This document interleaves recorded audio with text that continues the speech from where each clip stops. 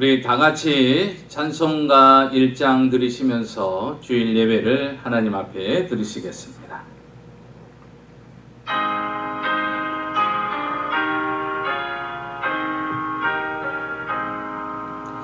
만복의 근원 하나님 온 백성 찬송 드리고 저 천사여 찬송하세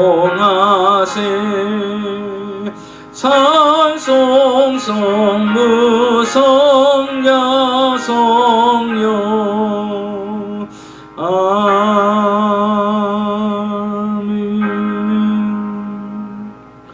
전능하사 천지를 만드신 하나님 아버지를 내가 믿사오며 그 외아들 우리 주 예수 그리스도를 믿사오니 이는 성령으로 잉태하사 동정녀 마리아에게 나시고 본디오 빌라도에게 고난을 받으사 십자가에 못 박혀 죽으시고 장사한 지 사흘 만에 죽은 자 가운데서 다시 살아나시며 하늘에 오르사 전능하신 하나님 우편에 앉아 계시다가 저리로서 산 자와 죽은 자를 심판하러 오시리라. 성령을 믿사오며 거룩한 공예와 성도가 서로 교통하는 것과 죄를 사하여 주시는 것과 몸이 다히 사는 것과 영원히 사는 것을 믿사옵나이다. 아멘. 우리 다같이 찬송가 365장 동일 찬송가 484장 드리겠습니다.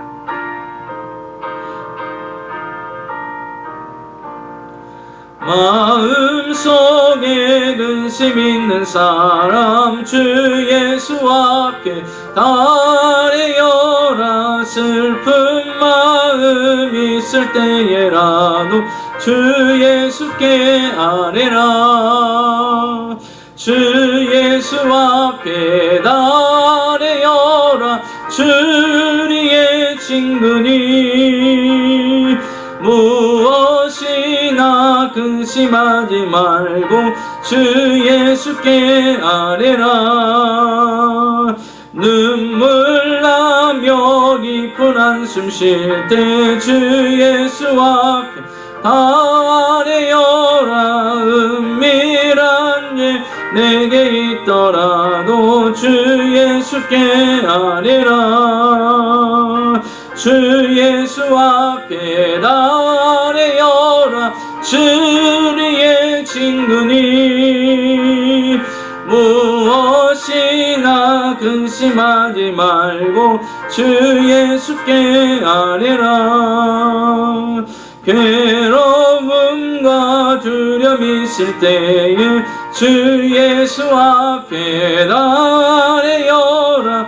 내일 일을 염려하지 말고 주 예수께 아뢰라. 주 예수 앞에 아뢰어라. 주리의 친구니 무엇이나 근심하지 말고 주 예수께 아뢰라. 죽음 앞에 겁을 내는 자요 주 예수 앞에 아뢰어라. 하늘나라 바라보는 자요 주 예수께 아뢰라. 주 예수 앞에 아뢰어라. 주리의 친구니 무엇이나 근심하지 말고 주 예수께 아뢰라. 아멘. 기도하겠습니다. 어제는 오늘이라 영원토록 동행하시며 오늘도 우리를 사랑하시고 너무나도 사랑하셔서 독생자 예수 그리스도를 이 땅에 보내주시고 누구든지 그를 믿기만 하면 구원을 얻고 영생을 얻으며 저 천국을 향하여 갈 수 있는 하나님의 시민권자로 하나님의 자녀로 세워주시고 천국을 소망하며 살아가게 하신 아버지 하나님, 오늘도 거룩한 주일을 기억하게 하시고 한 주간도 전능자의 날개 그늘 아래 보호하시고 인도하여 주셨다가 오늘도 마음을 다하고 뜻을 다하고 정성을 다하고 힘을 다하여 하나님의 예배자로 서게 하심을 감사합니다. 우리의 연약함과 허물과 죄를 그리스도의 보혈로 정결하게 씻어주시고 그럼에도 불구하고 용서하시고 사랑하시고 한없는 축복을 내려주시는 귀한 하나님의 은총이 오늘 예배 가운데 이루어지게 하여 주셔서 하나님의 위로와 소망과 평강과 안식이 충만한 귀한 시간이 되게 하여 주시옵소서. 힘들고 어려운 시기를 지나고 있습니다. 속기 코로나가 종식되어서 정상적인 일상의 삶이 회복되어질 수 있도록 하나님이 은혜를 더하여 주시옵시고 이 땅의 일상의 모든 삶이 다시 회복되어질 수 있도록 하나님의 특별한 은혜를 더하여 주시옵소서. 우리의 힘으로 능으로 할 수 없음을 고백합니다. 전능하신 하나님께서 도와주셔서 이 모든 일들이 합력하여 선을 이루며 가장 좋은 것으로 변화되는 귀한 시간들이 되어지도록 은혜 베풀어 주시옵소서. 오늘도 인생의 수고하고 무거운 짐을 다 가지고 주님 앞에 남았습니다. 주 앞에 내려놨사오니 전능하신 하나님께서 합력하여 선을 이루어 주시고 가장 좋은 것으로 응답하여 주시옵소서. 오늘도 하나님의 말씀을 통하여 하나님의 선하시고 기뻐하시고 온전하신 뜻이 무엇인지 분별하고 깨닫고 이해하여서 그 말씀을 지켜 행함으로 말미암아 이 땅 위에 하나님이 예비하신 귀한 놀라운 은혜와 축복을 다 소유하며 받아 누리는 하나님의 자녀들이 되게 하여 주시옵소서. 예수님의 이름으로 축복하고 기도하옵나이다. 아멘. 네, 우리 다 같이 하나님 말씀 보겠습니다. 하나님 말씀은 창세기 50장 15절에서 21절까지의 말씀입니다. 우리 다 같이 합독해서 같이 읽겠습니다. 시작.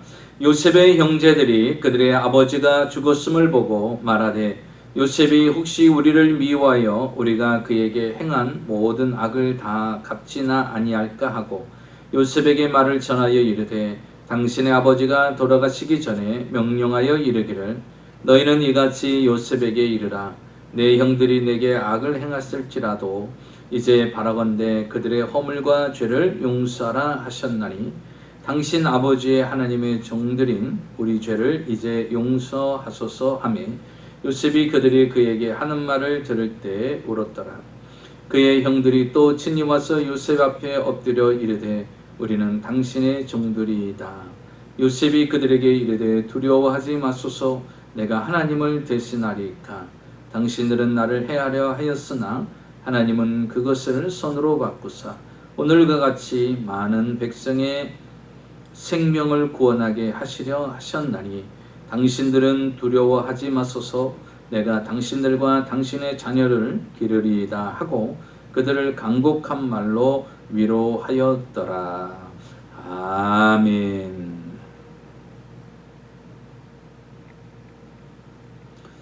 네, 저는 오늘 창세기 50장 15절에서 21절까지의 말씀을 가지고 속사람 치료받기 이와 같은 제목으로 함께 말씀을 나누고자 합니다. 요셉의 아버지는 야곱입니다. 야곱은 12명의 아들이 있었고 4명의 부인이 있었습니다. 그 중에 요셉이 이제 11번째 아들로 태어나게 되죠. 야곱이 가장 사랑하는 라헬의 아들로 태어나게 됩니다. 특별히 그래서 야곱은 요셉을 특별히 사랑했고 특별한 채색 옷을 입혔고 다른 형제들에게 편애가 될 정도로 특별히 요셉을 사랑을 했습니다. 그런데 이제 그의 어머니 라헬이 그의 동생 벤자민을 낳다가 그만 죽게 됩니다. 어린 청소년 시기에 어머니를 잃게 됩니다. 그리고 배다른 형제와 또 어머니가 넷이나 되는 그런 환경 속에서 살아가다가 갑자기 어머님이 죽게 되는 그런 상황이 되어버렸어요. 가족적인 분위기도 그렇게 썩 좋은 분위기도 아닌 상태인데 의지할 것이 어머니였는데 그 어머니마저 동생을 낳다 죽게 되는 그런 상황이 되어버렸습니다. 어머니를 잃어버리고 청소년 시대를 지나게 됩니다. 어머니를 잃은 아픔은 그 누구도 이해하기 어려울 것입니다. 10대 청소년 시기에 형제들로부터 그는 많은 상처를 받게 됩니다. 아버지의 사랑을 받다 보니 다른 형제들이 요셉은 물론 시기 질투하게 되는 것이죠. 형들이 요셉을 이제는 시기 질투하다 못해 이제 요셉을 애굽의 노예 상인들에게 팔아버립니다. 어머니를 잃었고 동생과 헤어져야 되는 상황이 되었고 청소년 시기에 어머니를 잃은 그 아픔과 상처를 또 다른 형제들과 어머니가 다른 그런 환경 속에서 살아야 되는 여러 가지 정신적인 마음적인 그런 상처가 있는 가운데 또 형제들이 자신을 미워해서 이제는 자신을 노예로 팔아버리는 그런 상황이 되어 버렸습니다. 어머니를 잃고 동생과 헤어지고 또 아버지와 헤어지고 형제들이 위해서 노예로 팔려갔던 그 청소년 시기, 요셉은 과연 어떻게 살아갈까요? 형제들이 노예로 팔아서 그는 애굽에 오게 됩니다. 애굽에서 어떤 마음과 자세로 살았기에 그는 13년이 지난 세월 이후에 그는 애굽의 총리의 자리에 올라서게 됩니다. 가나안 땅, 그 형제들이 살고 있고 아버지가 살고 있는 가나안 땅에 갑자기 흉년이 듭니다. 가뭄이 들어서 먹을 양식이 없어서 애굽에 이제 요셉이 있는 애굽으로 그들이 양식을 사러 오게 됩니다. 물론 그곳에 요셉이 있을 거라, 요셉이 국무총리가 되어 있을 거라고 형제들은 생각하지 못했습니다. 양식을 사러 오기 위해서 국무총리인 요셉을 만나게 됐고 요셉은 그들을 보게 되었고 그들이 형제인 것을 알게 됩니다. 그럼에도 불구하고 그 모든 아버지와 형제들과 조카들까지 70명을 불러서 그를 애굽 땅에 머물게 합니다. 극심한 가뭄으로 인해서 이스라엘 땅에 가나안 땅에 살 수 없는 그들을 애굽 땅으로 다 초청해서 고센 땅이라는 좋은 땅에 살게 하며 그들에게 양식을 주고 생활할 수 있는 여건들을 다 만들어주는 요셉을 보게 됩니다. 이런 아름다운 가정과 생활을 하다가 갑자기 오늘 본문에 보면 이제 그의 아버지 요셉의 아버지인 야곱이 죽게 됩니다. 야곱이 죽게 되니까 다른 형제들이 불안해하기 시작합니다. 그 이유는 무엇일까요? 이제 요셉이 참고 있다가 이제 아버지가 죽으셔서 이전에 우리가 자기들에게 행한 것, 요셉에게 행한 것이 생각나서 분명히 그 원한을 갚을 것이다라는 생각이 그들을 사로잡기 시작합니다. 자, 그러자 오늘 성경 18절에 보면 요셉이 형들에게 원수 갚을 것 같은 그 마음이 들어서 먼저 그 형들이 요셉을 찾아갑니다. 그러면서 이렇게 말하죠. 18절에 보니까 그의 형들이 또 친히 와서 요셉 앞에 엎드려 이르되 우리는 당신의 종들이이다. 당신의 종들이이다. 그리고 말합니다. 아버지께서 말씀하시기를 우리를 용서하라고 말씀하셨다. 유언으로 그렇게 하셨다라고 말씀하시는 거예요. 아버지가 그렇게 하지 않았는데 형들이 두렵다 보니까 요셉에게 그렇게 거짓말로 자신들을 용서해달라고 두려워하면서 이야기를 합니다. 그럴 때 요셉은요, 자신을 13년 동안 이 애굽 땅에서 와서 처참하게 살게 만들었고 또 가정에서도 자신을 핍박하고 시기하고 질투하고 그렇게 고통을 줬던 형제들의 원한을 갚을 수 있는 기회와 시간이 되었습니다. 그만큼의 위치도 그는 서 있습니다. 그럼에도 불구하고 그는 오늘 그 형제들에게 이렇게 말합니다. 19절에 보니까 요셉이 그들에게 이르되 두려워 마소서 내가 하나님을 대신하리이까. 두려워하지 마십시오. 그러면서 20절에 말합니다. 당신들은 나를 해하려 하였으나 하나님은 그것을 선으로 바꾸었나이다. 당신들은 나를 해하려고 했지만 하나님은 나를 선으로 바꿔 주셨습니다라고 이야기합니다. 그러면서 이야기하죠. 내가 하나님을 대신할 수 없습니다. 나는 이미 내 마음속에 형들에 대한 원한과 미움과 상처는 더 이상 자리 잡고 있지 않습니다. 이야기를 하는 것입니다. 그러나 형들은 어떻습니까? 아직도 요셉을 과거에 팔았던 그 마음의 아픔과 상처를 담고 있었기에 요셉이 자기에게 원한을 갚을 거라는 두려움으로 그들은 불안에 떨고 있는 모습을 볼 수가 있습니다. 오늘날 살아가면서 사람들은요, 많은 상처를 안고 살아갑니다. 사람들이 가장 가까운 가족들을 통하여서, 남편을 통하여서, 아내를 통하여서, 부모를 통하여서, 또는 자식들을 통하여서 또한 상처를 입게 됩니다. 직장 상사와 또 동료를 통해서, 심지어 교회 성도들 간에도 상처를 입고 친한 친구와 이웃들에게도 아픔과 상처를 받고 또 그 상처를 안고 살아가는 것을 보게 됩니다. 목회를 하면서 보면 겉으로는 화려하고 멋지고 뭔가 건강하고 아름다운 삶을 살아가는 것 같이 보이는데, 막상 만나서 이야기를 나누고 상담을 하다 보면 그 속에 많은 아픔과 상처를 간직하고 그것을 지금까지 오랜 세월 품고 해결하지 못하고 아픔 가운데, 고통 가운데, 원망 가운데, 분노 가운데 살아가는 사람을 보게 됩니다. 사랑하는 성도 여러분, 우리의 속사람, 우리의 속마음에 아직도 자리 잡고 있는 그 아픔과 상처를 해결하지 아니하면 우리는 행복한 삶을 살 수가 없습니다.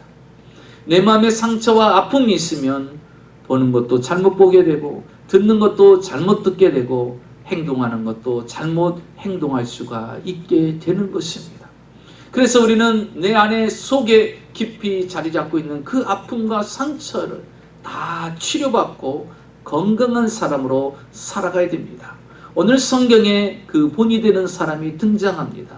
바로 요셉이라는 사람은 그의 삶 속에 태어나는 순간부터 가족적인 분위기와 상황과 형제들과의 관계, 부모의 관계, 그리고 그의 청소년 시기 속에서 아픔이 없고 상처가 없고 고난이 없었던 시간이 없었는데, 그런 어렵고 힘든 가운데서도 그는 그 모든 속의 아픔과 상처를 다 씻어버리고 그런 애굽의 총리가 되어서 형제들 용서하고 형제들까지, 그의 조카들까지 온 식구를 70명을 돌보는 그런 훌륭한 인생으로 살아갈 수 있었던 것, 행복한 인생으로 살아갈 수 있었던 것이 무엇일까요? 오늘 성경을 통해서 우리에게 위로와 말씀을 주고 있습니다.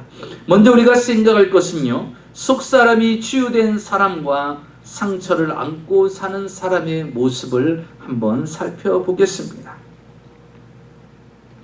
지금 형들이요, 야곱 아버지가 죽고 난 뒤에 혹시나 동생이 자신들에게 복수는 하지는 않을까, 그러한 마음에, 두려운 마음에 형들이 먼저 요셉을 찾아갑니다.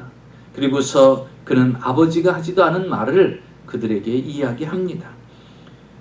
그러면서 요셉은 그 형들이 말하는 그 모습을 보고 오늘 성경에 보면 눈물을 흘리는 것을 보게 됩니다. 17절에 너희는 이같이 요셉에게 이르라, 내 형들이 내게 악을 행하였을지라도 이제 바라건대 그들의 허물과 죄를 용서하라 하셨나니 당신 아버지의 하나님의 종들이 우리 죄를 이제 용서하소서 하며 요셉이 그들이 그에게 하는 말을 들을 때 울었더라.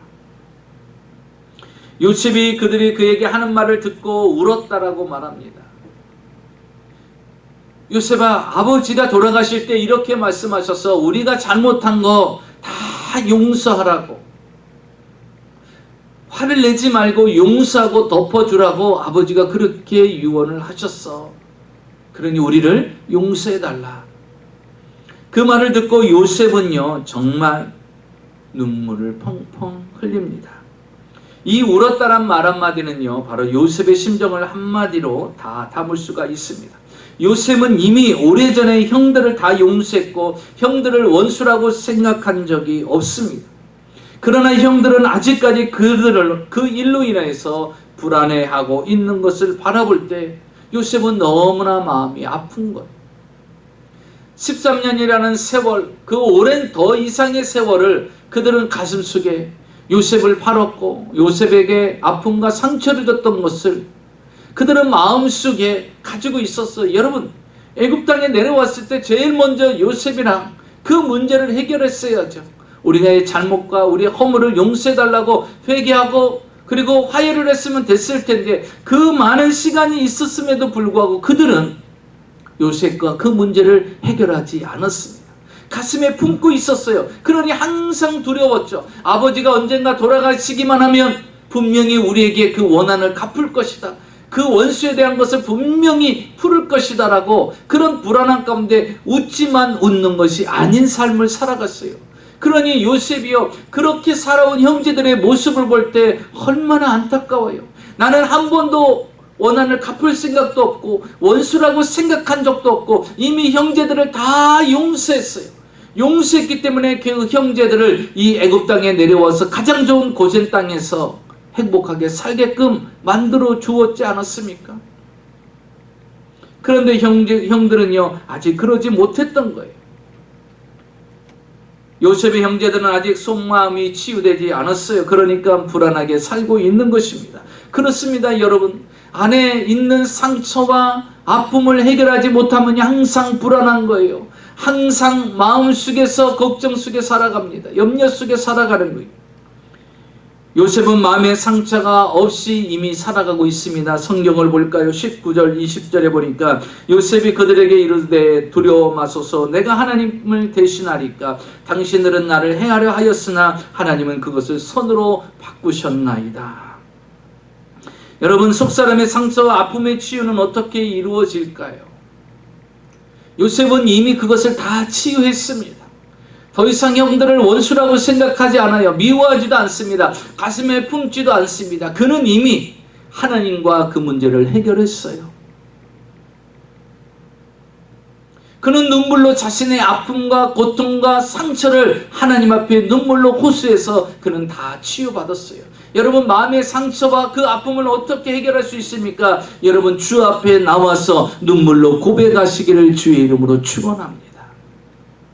주 앞에 나와 눈물로 고백하세요. 시편에 보니까 시편 119편 169절에 여호와여 나의 부르짖음이 주 앞에 이르게 하시고 주의 말씀대로 나를 깨닫게 하소서. 나의 눈물이 주 앞에 상달되게 하옵소서.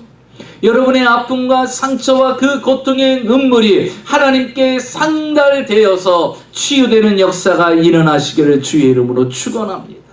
시편은 또 이렇게 말합니다. 시편 56편 8절에 나의 유리함을 주께서 계수하셨으니 나의 눈물을 주의 병에 담으소서. 이것이 주의 책에 기록되지 아니하였나이까. 나의 눈물을 주의 병에 담아달라고 그는 고백을 합니다. 여러분의 눈물이 주의 병에 담가질 정도로 여러분 주님 앞에 눈물로 호소하십시오. 여러분의 아픔과 상처를 주님 앞에 호소하십시오. 요셉은 어떻게 해결했겠습니까? 형제들을 만나지도 않았어요. 형제들을 보지도 않았어요. 그런데 그 오랜 청소년 시기를 어떻게 상처 없이 아픔 없이 지낼 수 있을까요? 그는 과거의 상처와 아픔이 떠오를 때마다 주님 앞에 토해냅니다. 주님 앞에 고합니다. 주님 앞에 씻음을 받습니다. 주님이 주시는 평안을 그 마음속에 가득 채우기 시작합니다. 그렇기 때문에 그는 살아갈 수가 있게 된 거예요. 여러분, 어린 아이들을 보면 아직 말을 하기 어려운데 그 아이들은 다 무엇으로 표현합니까? 눈물로, 다 울음으로 표현합니다. 배고플 때도 울어요. 졸릴 때도 울읍니다. 아플 때도 울읍니다. 그런데 그 울음은요, 배고플 때 울음이 다르고 졸릴 때 눈물이 다르고 아플 때 눈물이 달라요. 그런데 그 어머니는 그 아이의 울음소리로 그가 배가 고픈지 그가 졸린지 그가 아픈 것인지 다 안다라는 거예요. 여러분이 그 눈물을 하나님은 다 기억하시고 그 눈물에 아픔과 고통과 조롱과 배고픔과 그 모든 것을 아시고 주님이 그 눈물을 닦아주신다는 것입니다. 시편 126편 5절과 6절에 눈물을 흘리며 씨를 뿌리는 자는 기쁨으로 거두리로다. 울며 씨를 뿌리러 나가는 자는 정령 기쁨으로 그 단을 가지고 돌아오리라. 눈물을 흘린 자는 기쁨을 하나님이 주신다는 것입니다. 여러분, 아픔을 간직하지 마세요. 상처를 간직하지 마시고 그것을 주님 앞에 눈물로 토해내시기 바랍니다. 그러면 주님께서 여러분의 눈을 다 닦아주십니다. 요셉은 형들의 말을 듣고 울었습니다. 요셉은 자기 앞에 무릎 꿇고 있는 형들을 보면서 통곡합니다. 과거의 잘못과 상처와 아픔에서 벗어나지 못하고 있는 그 형제들의 모습을 볼 때 너무나도 안타까운 거예요. 사랑하는 성도 여러분, 우리 주님은요, 여러분을 봅니다. 아직도 과거의 아픔과 상처와 그 미움과 그것을 간직한 가운데 살아가는 여러분을 보시면 너무나도 안타깝니다. 그래서 주님 앞에 나와서 눈물로 흡수하고 그 아픔과 상처를 주님 앞에 토해내면 주님께서 여러분에게 위로하여 주시고 다시 한번 마음의 기쁨과 평안과 위로와 치료의 역사가 일어나게 될 것입니다. 형제들은 아직도 마음의 아픔과 상처를 치료받지 못했지만 요셉은 이미 그 마음이 치료가 됐어요. 그러니까 그의 삶이 형통해지는 거예요. 여러분, 마음의 상처와 아픔을 가지고 살면요, 인생이 형통하지 않습니다. 마음의 아픔과 상처와 그 모든 것이 씻김 받고 치유돼야 형통함을 입을 수가 있어요. 그래서 여러분, 요셉이요, 첫째 아들을 낳습니다. 성경에 보니까 창세기 41장 51절에 그가 첫째 아들을 낳고서 이름을 므낫셋이라고 짓습니다. 그런데 여러분, 므낫셋 뜻이 뭐라고 기록되어 있습니까? 하나님이 내게 내 모든 고난과 내 아버지의 온 집일을 잊어버리게 하셨다. 므낫셋 뜻이 뭐냐? 하나님이 내게 내 모든 고난과 내 아버지의 온 집안일, 내가 지금까지 살아왔던 그 모든 고난과 아픔과 상처, 내 온 집안에서 일어났던 그 모든 일들을 하나님이 다 잊어버리게 했다는 거예요. 여러분, 아픔과 상처와 고통을 다 안고 살면요, 이 세상 힘들어요. 이 세상 너무 고통스럽습니다. 그런데 하나님이 그것을요, 생각나지 않게끔 다 없애주셨다는 거예요. 기억하지도 않게끔 만들어 주셨다는 거예요. 잊어버리게 하셨다는 거예요. 여러분, 잊어버렸다는 건 뭐예요? 생각나지 않는 거예요. 아직도 여러분 불쑥불쑥 생각나죠? 아직도 불쑥불쑥 화가 치밀어져? 아직도 불쑥불쑥 분노가 나요? 아직도 불쑥불쑥 그 상처가 나 느껴집니까? 그러면 아직 치유되진 것이 아니에요. 여러분, 주님을 통하여 치유되어서 완전히 과거의 아픔과 상처를 잊어버리는 여러분이 되시기를 주의 이름으로 축원합니다. 2차 세계대전 당시 격전지였던 태평양 군도의 괌에서 일어난 일입니다. 전쟁이 끝난 지 27년이나 지났습니다. 그 섬의 동굴에서 한 사람을 발견하게 됩니다. 그 사람은 일본군인 소이치 요코이라는 사람입니다. 이 사람은 전쟁이 치열할 때 대나무 숲에 굴을 파고서 숨어 있었던 사람이에요. 그리고 뱀장어하고 물고기를 잡아가지고 연명하면서 27년 동안을 살아왔습니다. 아직도 전쟁인 줄 알고 이미 전쟁이 끝날지도 모르고 그는 그 굴에서 혼자 전쟁을 치르면서 살아오고 있었던 것입니다. 그가 발견된 동굴은 그의 이름을 가지고 요코이 동굴이라고 지명하였습니다. 그런 두려움에서 벗어나지 못했습니다. 지금 바깥 세상, 이 괌이라는 곳은 어떤 곳입니까? 세계 휴양지로 바뀌어져서 수많은 관광객들이 그곳으로 여행을 오는 그런 시대입니다. 그런데 그는요, 아직도 전쟁의 감옥에 갇혀 있어서 그곳에 살고 있는 거예요. 바깥 세상은 달라지고 변화되었는데 그는 아직도 전쟁이라는 감옥에 갇혀 있어서 그곳에서 벗어나지 못하는 27년이라는 낙후된 삶을 살아가고 있었던 것입니다. 오늘날 우리가 이 시대를 살아가며 이 현대시대, 과학이 발달한 이 시대 속에서 아직도 내 마음이 아픔과 상처와 과거에 묻혀 있어서, 가둬져 있어서 아직도 새로운 시대에서 기쁨과 행복을 누리지 못하는 안타까운 자가 되어서는 안 된다는 것입니다. 요셉처럼 하나님께 나와 고백하고 하나님을 통하여서 치유가 되어서 이제는 과거의 것을 다 잊어버리고 새로운 사람으로, 새로운 하나님의 축복자로 인생을 살아가는 귀한 은혜가 있어야 될 줄 믿습니다. 두 번째로 우리가 생각할 것은 하나님의 주권적 은혜를 신뢰할 때 우리의 심령은 치료되어진다라는 사실입니다.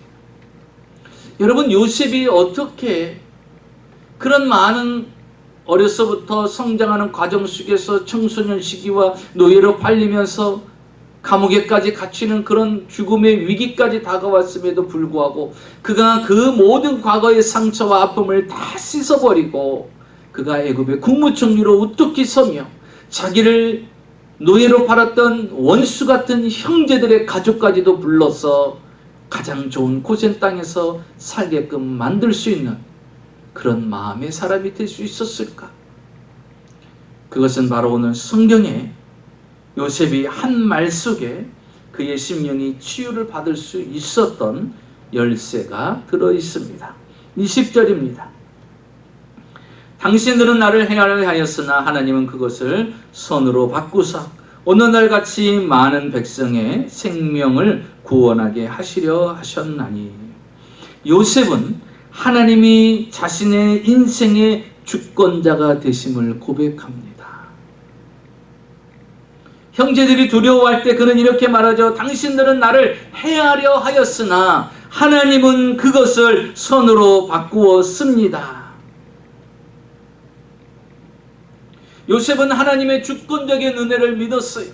당신들이 나를 해하려고 했지만, 나를 죽이려고 했지만, 나를 종으로 팔았지만 내가 믿는 하나님은 그것을 선으로 바꾸셨습니다. 그러니까 형제들과 다른 것은 뭐냐? 요셉은 하나님을 절대적으로 믿으며 살았던 사람입니다. 사랑하는 성도 여러분, 상처받고 고통 가운데서도 하나님의 주권을 인정하며 살아가십시오. 요셉은 주권적인 하나님의 은혜를 의지하며 살았기 때문에 그의 마음의 속사람의 치료가 임할 수 있었던 것입니다. 이것은 요셉뿐만 아니라 우리 모두가 가져야 될 믿음입니다. 로마서 8장 28절은 말합니다. 하나님을 사랑하는 자, 그 뜻대로 부르심을 입은 자들은 모든 것이 합력하여 선을 이루느니라. 하나님께서 내게 처해진 모든 상황과 환경을 합력하여 선을 이루어 가장 좋은 것으로 만드시는 분이 누구냐? 나의 하나님이라는 거예요. 그래서 우리는 요셉같이요 하나님의 주권을 믿는 믿음을 가져야 됩니다. 그러면 과거를 이해할 수 있어요. 과거를 용서할 수 있어요. 어떤 사람이라도 마음에 상처를 준 사람, 나의 자라난 그 모든 환경까지도 우리는 충분히 이해하고 수용하면서 살아갈 수가 있게 된다는 것입니다. 사도 바울도 육체에 가시가 있었어요. 그는 그것을 제거하기 위해서 하나님 앞에 3번이나 기도했어요. 성경의 어떤 곳은 간질 같은 그러한 질병을 그는 있었습니다. 다른 사람을 다 기도하고 다른 사람을 위해서 기도해 줄 때 그 사람들은 다 고침을 받아요. 그런데 바울은 자신의 안질과 간질, 이 질병을 고치지를 못하는 거예요. 그래서 하나님께 기도합니다. 하나님, 내가 사역을 하는데 이게 너무나도 방해가 되고 불편하고 나도 힘듭니다. 그러니 이거 고쳐주시옵소서 라고 3번이나 기도했는데 하나님은 그에게 이렇게 말합니다. 내 은혜가 내게 족하니라. 이렇게 말씀하셔요. 바울은 그 말씀을 듣자마자 이렇게 생각합니다. 내 연약함을 통해서 나는 온전해진다. 내 능력이 더 온전해진다. 하나님이 나를 이렇게 가시를 주시고 치료해 주시지 않는 데는 분명한 하나님의 뜻이 있다라는 것입니다. 하나님의 주권을 인정하는 거예요. 그는 잘 압니다. 왜냐하면 그는 수많은 계시를 받잖아요. 하나님의 특별한 능력을 힘입었어요. 그는 하나님을 직접 음성을 들었던 사람이고 직접 계시를 받는 사람이고 직접 음성을 듣는 사람이고 그리고 그가 예수 이름으로 행하는 곳곳마다 기적과 능력이 나타나고 말씀을 들을 때마다 놀라운 변화들이 일어나고 교회가 세워지는 역사가 일어납니다. 자신은 아직도 질병 속에 있는데 하나님이 이 연약한 자기를 사용하시는데 놀라운 일들을 행하시게 만드시는 거예요. 그런데 내 몸에 이런 육체가 없다면 내가 얼마나 교만해지겠어요.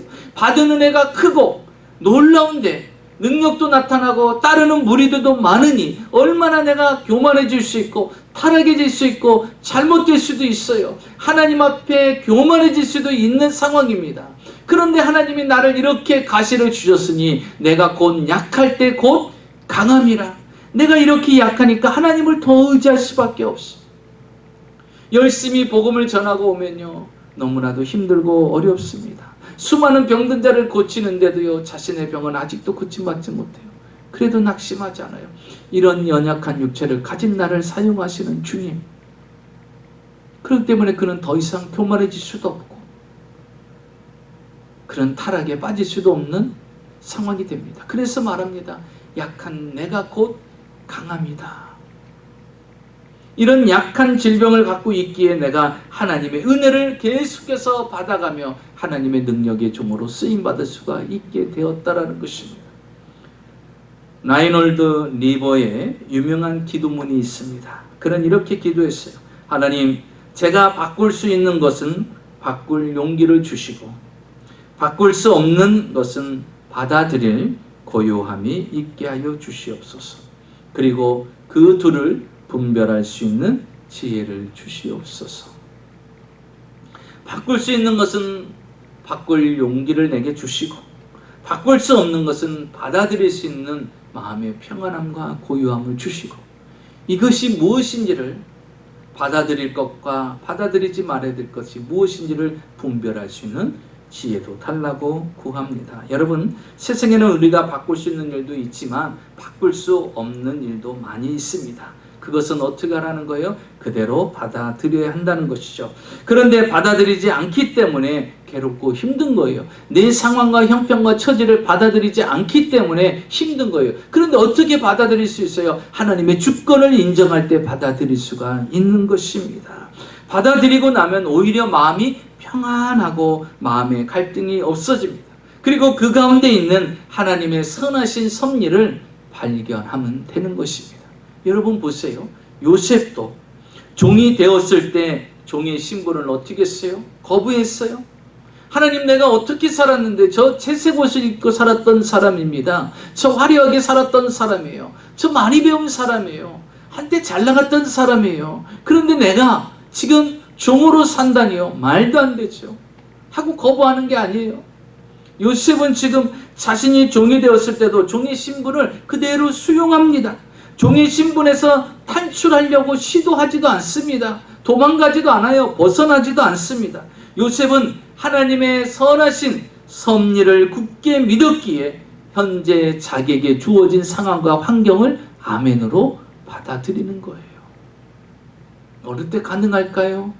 하나님이 나의 주권자가 되심을 믿을 때 그게 가능하다라는 거예요. 여러분의 인생의 주권자가 누구십니까? 하나님이십니까?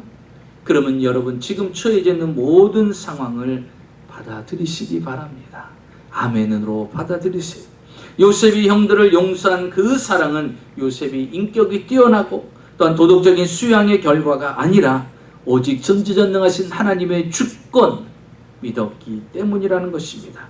이러한 믿음이 있었기에 요셉은 원수를 사랑할 수 있었어요. 요셉은 그 원수들을 불러가지고 가장 좋은 기름진 땅, 고센 땅에서 살게끔 할 수가 있었던 거예요. 이 모든 것이 하나님의 주권하에 있음을 인정했기 때문에 가능하다라는 것입니다. 여러분 보세요. 놀라운 말씀이 있어요. 창세기 45장 5절을 보면 당신들이 나를 이곳에 팔았다고 해서 근심하지 마소서, 한탄하지 마소서. 하나님이 생명을 구원하시려고 나를 당신들보다 먼저 보내셨나이다. 누가? 하나님이 나를 당신들보다 먼저 보냈다. 이렇게 얘기합니다. 하나님을 이야기해요. 7절과 8절을 볼까요? 하나님이 큰 구원으로 당신들의 생명을 보존하고 당신들의 후손을 세상에 두시려고 나를 당신들보다 먼저 보내셨나이다. 하나님이 그 일을 행하셨다고 또 말합니다. 8절 보십시오. 그런즉 나를 이리로 보내니는 당신들이 아니요 하나님이시니라.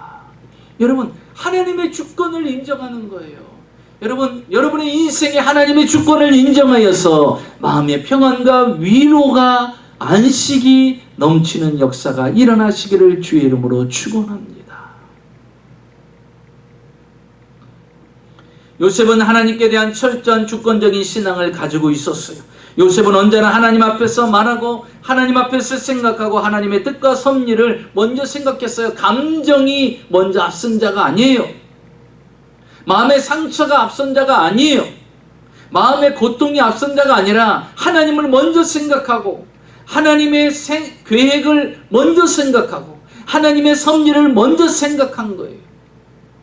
왜 나에게 이런 일이 있을까? 왜 나에게 이런 일들이 다가왔는가? 분명한 하나님의 선하신 뜻이 있을 것이다.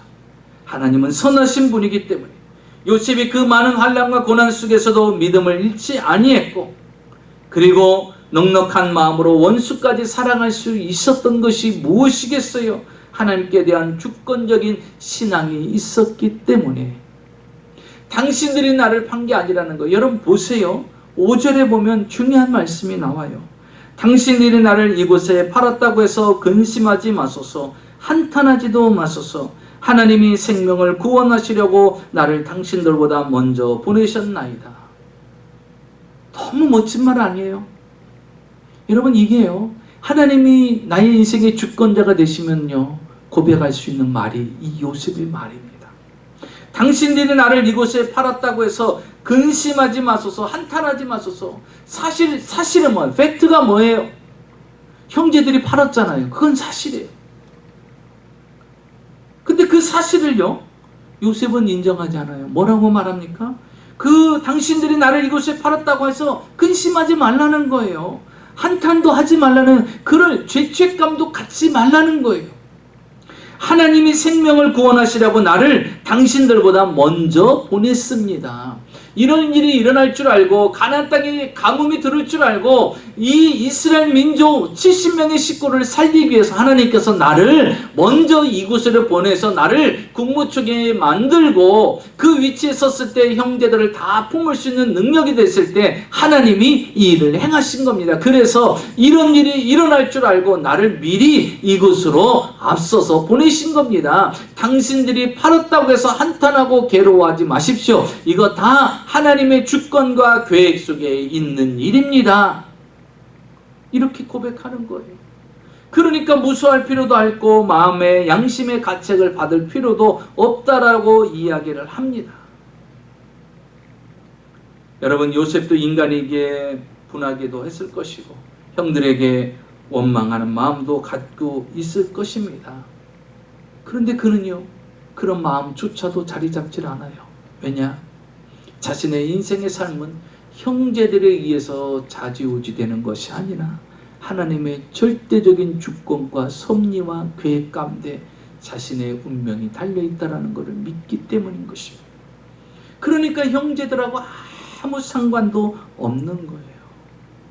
자, 보세요. 요셉이 첫째 아들과 둘째 아들을 낳을 때 그의 이름들을 보십시오. 창세기 41장 51절 52절에 보면 요셉이 그의 장남 이름을 므낫셋이라고 했어요. 하나님이 내게 내 모든 고난과 내 아버지의 온 집리를 잊어버리게 하셨다. 하나님은 내 과거를 다 잊어버리게 하셨다. 아픔과 상처와 그 모든 것들을 잊어버리게 하셨어요. 그래서 이름을요, 아들을 므낫셋이라고 했어요. 그 진정 그 은혜가 임했기 때문에. 그래서 그가 살 수 있었던 거예요. 힘들지 않았던 거예요. 그래서 그 삶이 형통해질 수 있었던 거예요.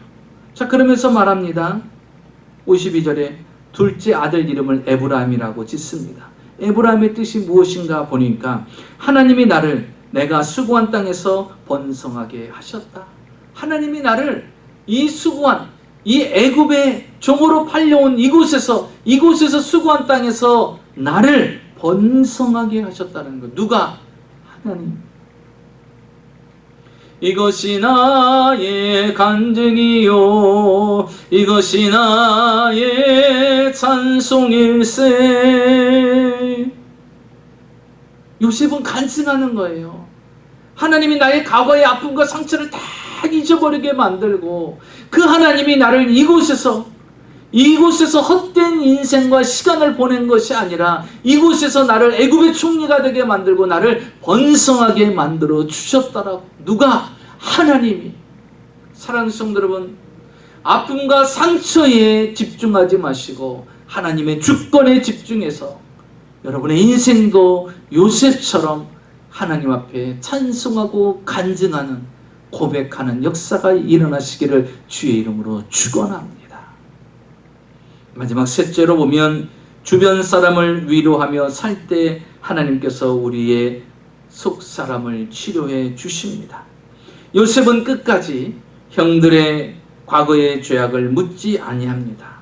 오히려 형들을 위로합니다. 19절서부터 보면 요셉이 그들에게 이르되 두려워 마소서, 내가 하나님을 대신하니까. 당신들은 나를 해하려 하였으나 하나님은 그것을 손으로 바꾸사 오늘과 같이 많은 백성의 생명을 구원하게 하시려 하셨나이다. 당신들은 두려워하지 마소서, 내가 당신들과 당신들의 자녀를 기르리이다 하고 그들을 간곡한 말로 위로하더라. 형들, 두려워하지 마십시오. 내가 하나님을 대신할 수 없습니다. 하나님은 나를 선으로 바꾸셨습니다. 나는 주권자 하나님을 믿었기 때문에 이렇게 애굽 땅에서 총리가 되었고 잘 살 수 있게 되었습니다. 두려워하지 마십시오. 내가 형님들의 자녀들까지도 책임지고 지키겠나이다. 걱정하지 마십시오 하면서 두려워하는 형제들을 위로해 줍니다. 여러분, 우리는 어느 때 치료가 될까요? 사람을 위로할 때 우리가 치료를 받습니다. 성령은 위로의 영이에요. 하나님의 성령이 임한 사람은, 하나님의 위로를 받은 사람은 다른 사람을 위로할 수가 있어요. 그래서 요셉은요, 지금 성령님을 통해서, 하나님을 통해서 위로를 받았기에 형제들을 위로할 수 있는 여유가 있는 거예요. 저는 여러분에게 부탁합니다. 성령의 충만함을 입어서 모든 여러분에게 아픔과 상처를 준 사람을 위로할 수 있는 요셉과 같은 삶이 되시기 바랍니다. 그렇게 위로하면요, 여러분도 치유가 되는 것입니다. 그래서 요셉은요, 모든 일을 용서하고 모든 일을 위로해 주었습니다. 여러분, 항상 남을 미워하고 욕하고 판단하고 비판하며 사는 사람들의 인생의 말로는 매우 불행합니다. 그러나 위로하는 자의 말로는 어떻습니까? 요셉과 같이 행복하게 되는 것입니다. 앤서더 멜로이의 글에 이런 내용이 담겨져 있습니다. 한 식료품 가게 주인이 스승을 찾아갔어요. 그 스승에게 이렇게 말합니다. 스승님, 우리 가게 앞에 맞은편에 똑같은 대형 식료품이 생겼습니다. 내가 10년 동안 열심히 이 가게를 세워왔는데 저 가게가 생기는 바람에, 경쟁 가게가 생기는 바람에 내가 망하게 생겼습니다. 나는 특별한 기술도 없어서 이 가게가 망하면 우리 가정은 다 망하게 됩니다. 어떻게 했으면 좋겠습니까? 그 가게가 이사 온 바람에 내 가게가 안 되고 장사가 안 될 것 생각하니까 분노가 치밀어 오르고 그냥 입에서 저주가 나갑니다. 그러니까 그 스승이 이렇게 얘기합니다. 저주하지 말라. 저주하면 그 저주가 너에게 갈 것이고 축복을 빌으라 그러는 거예요. 그러니까 그가 말합니다. 아니 스승님, 저 사람은 내 가게를 파괴시키려고 온 사람이에요. 나의 경쟁자입니다. 그런데 어떻게 경쟁자를 축복합니까? 그건 할 수가 없는 겁니다. 아니다. 그래도 그를 축복해라. 그러면 그 축복이 너에게 갈 것이고 네가 저주를 하게 되면 그 저주가 너에게 갈 것이다. 여러분, 이게 무엇입니까? 바로 메아리 법칙이에요. 메아리 법칙. 여러분, 산꼭대기에 올라가서 한번 외쳐보세요. 사랑한다. 내가 너를 사랑한다. 한번 외쳐보세요. 그러면 메아리가 뭐라고 나에게 들려줍니까? 내가 너를 사랑한다라고 나에게 답장을 줍니다. 내가 너를 죽일 거야. 그러면 메아리가 나에게 뭐라고 답장합니까? 내가 너를 죽일 거야. 이렇게 답장이 오는 거예요. 이 사람은 돌아가서 스승의 말대로 6개월이 지났습니다. 6개월이 지났는데 그가 스승을 찾아왔습니다. 그래, 가게는 좀 어떤가? 그랬더니 그가 이렇게 얘기합니다. 내가 처음에는 이해가 되지 않았지만 스승님 말씀대로 내가 아침에 문을 여는 순간 먼저 내 가게를 축복하고 그 다음에 맞은편에 있는 가게를 축복했습니다. 그런데 스승님 놀라운 일이 일어났어요. 그 가게가 잘못되어서 결국 나에게까지 넘어왔습니다. 그래서 내가 가게가 2개가 되었습니다. 지금은 아주 가게가 잘 돼가고 있습니다. 사랑하는 성도 여러분, 상대방을 축복하고 상대방을 위로하면 그것은 나에게 축복으로 위로로 다가온다는 사실입니다. 요셉은 자신의 상처 준 자, 아픔을 준 자, 고통을 준 자를 오히려 더 위로했어요. 그랬더니 놀라운 일은요, 자기가 더 위로를 받습니다. 더 기쁨으로 채워지고 행복으로 채워지는 것입니다. 여러분, 우리가 더 많은 사람을 위로할 때 우리는 더 위로함을 받고 행복으로 기쁨으로 충만해지는 것을 기억하시기 바랍니다. 이 땅에는 상처를 안고 사는 사람이 있고 상처를 치유받고 사는 사람이 있어요. 그 과정 속에서는 하나님의 절대 주권을 요셉처럼 인정하고 믿고 나가면 어느 누구도 원수가 되지 않고 어느 누구도 용서 못할 것도 없고 그 모든 것은 하나님의 섭리와 계획 가운데 있음을 인정하고 모든 이들을 위로할 수 있는 치유받은 자, 회복받은 자, 행복한 자, 평안한 자가 되어서 이 땅에서 아픔 없이 상처 없이 정말 모든 일을 위로해 주면서 행복한 삶을 살아갈 수 있는 저와 여러분이 되시기를 주의 이름으로 축원합니다. 기도하겠습니다. 살아계신 아버지 하나님 감사합니다.